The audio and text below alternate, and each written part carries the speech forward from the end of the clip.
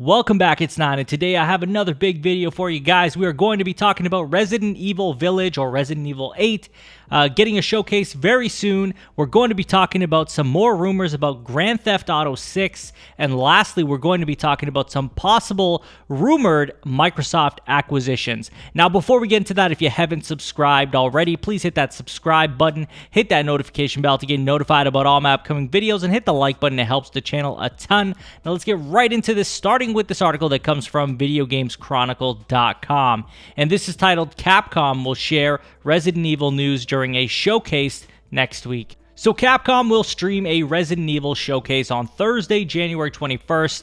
It's announced. According to the publisher, the event will showcase a guided walkthrough of Resident Evil Village, including a new trailer as well as additional news related to the Resident Evil franchise. Now, I won't have any Resident Evil 8 footage on screen for you guys because they do copyright strike everything involving their games. But Capcom is celebrating Resident Evil's 25th anniversary this year. We all know that this is a huge franchise, been around for a long time. First published on the original PlayStation as Biohazard on March 22nd, 1996. And this was before it came to North America 8 days afterwards. So ultimately, this is a big deal for anybody who's excited about Resident Evil Village. This is exciting for people who saw it at the PlayStation Showcase and was like, man, we really haven't seen anything in a while now. And so this is the next bit of information that we're going to get. Now, are they going to share other information? It has been confirmed that they will be talking about some other stuff as well, like Netflix series that they do have coming out.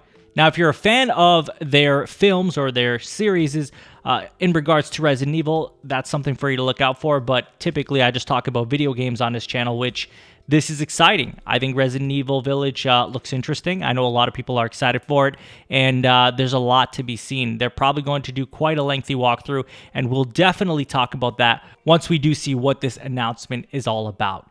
Now, on to our next topic, and this is a pretty massive one. We are talking about Grand Theft Auto 6, and this comes from gamingbible.co.uk, and it's titled GTA 6 Insider Says South America, Vice City, Female protagonist rumors are all true.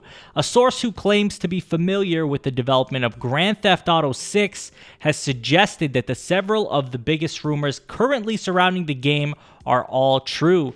So there being a female protagonist is true, it taking place in Vice City is true, and a big part of the game will also be set in South America, players traveling between Vice City and South America as they build a criminal empire. So allegedly, all these rumors have been confirmed by this person to be true. Now this week, prominent Call of Duty leaker Tom Henderson claimed that the female protagonist rumors are true as well. And now YouTuber Legacy Killer has taken to Twitter to claim that both the reports of a female protagonist and Project America's, that's the rumors of Vice City and South America in one game, are accurate. Legacy Killer claims to have received this information from someone in the know who confirms the entire Project America's leak to them a few years back. Now, the official tweet reads, GTA 6 will feature a protagonist that goes on missions and interacts with other characters. They also will do things and might even drive a vehicle. So, you know, here's the thing. Number one, I feel like some of these rumors are a little predictable. I feel like a lot of people could, just make this up and run with it, and they might even come true. But I do think that a lot of people saying the same thing, and mind you, I understand that they're all seem kind of obvious, must mean something, right? There's got to be some sort of information that is valid here. I do think a female protagonist would be something completely new to the series. I am not opposed to that personally. It's all about how you write the character, and are they going to be likable for the players playing the game? And I think that I've played a lot of games with likable female protagonists, and there's no reason why, Rockstar of all companies wouldn't be able to write a character that is engaging as a female protagonist. So looking forward to seeing just what GTA 6 is going to be about, as Grand Theft Auto 5 did such an incredible job, and how do you follow up GTA 5? But I guess that's what we've been saying since Grand Theft Auto 3. How do you follow this up? As for the rumors, I think that it will take place in Vice City. I wouldn't be surprised. We haven't been back to Vice City in a long time, since its initial entry, right, with Grand Theft Auto Vice City. We've been back to the San Andreas regions. We've been back to Liberty City areas. And it'd be amazing to see what that looks like on next-gen hardware. So I'm really excited about this. Obviously, this is a rumor, so you just got to expect that it's not happening. That's what I suggest every time we hear a rumor is, listen to the rumor, hear what it's about, but just assume that it's not true. That way you don't get let down if that is something you're really looking forward to. Now, on to our last topic, and this is all about Microsoft.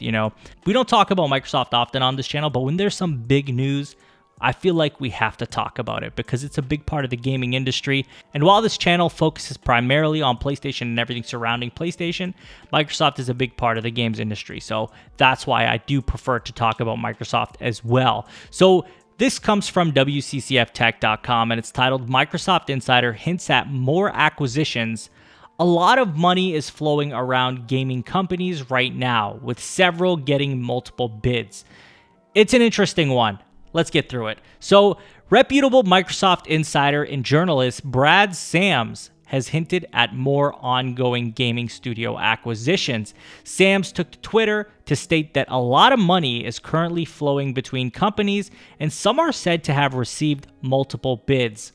He writes, "There's a lot of money flowing around gaming companies right now, several getting multiple bids. Not sure when or if any of these will close, but gaming IP valuations are soaring." And that's definitely not too far-fetched for him to say that, right? Like, obviously, we saw how much Bethesda sold for. ZeniMax, Bethesda, the deal is just insane, the amount of money that was exchanged there. So it's not surprising to hear that there's going to be a big acquisition still coming, and the amount of money coming out from that is going to be ridiculous. So Flight Simulator 2020 and A Plague Tale Innocence developer Asobo appears to be one of the most likely candidates for purchase, alongside Dying Light developer Techland. Now, it's important to note, last year, numerous rumors claimed that Microsoft would indeed be purchasing Techland, but these rumors were later denied by the Polish developer, and since then, we haven't really heard anything about it, but these are the companies that are being thrown up as the possible acquisitions. So I could see Dying Light developer being a good match with Xbox and Microsoft, but the other two, I don't know. I mean, I guess Flight Simulator 2020 did really well. Flight Simulator clearly must be a great project for Microsoft that does well because they keep making them. So I'm assuming that that is a game that will be good for their portfolio, especially it's so different from anything else.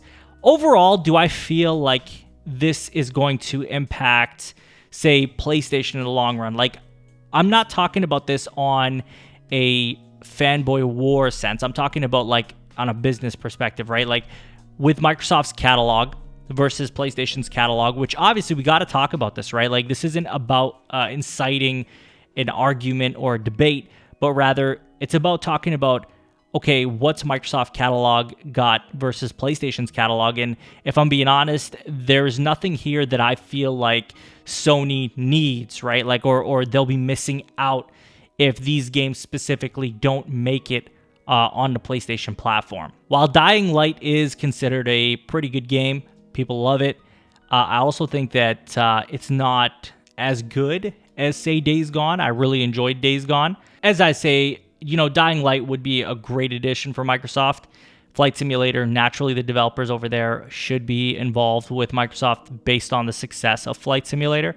In terms of it comparing or even hurting Sony in any way, I don't think that'll be the case. Now, mind you, Microsoft has stated on multiple occasions that their goal is not to take games away from the PlayStation platform. So overall, I'm not blown away by these specific titles or specific studios being acquired by Microsoft. I think if it fits their portfolio, they know what's best for them. But that's all I got for you guys on today's video. I'd love to hear from you guys. What do you guys think about this new Capcom event that's going to be happening? Will you be tuning in? Are you excited for Resident Evil 8? And what are you hoping to see? And what do you think of this GTA 6 insider? Do you think it's a legitimate source?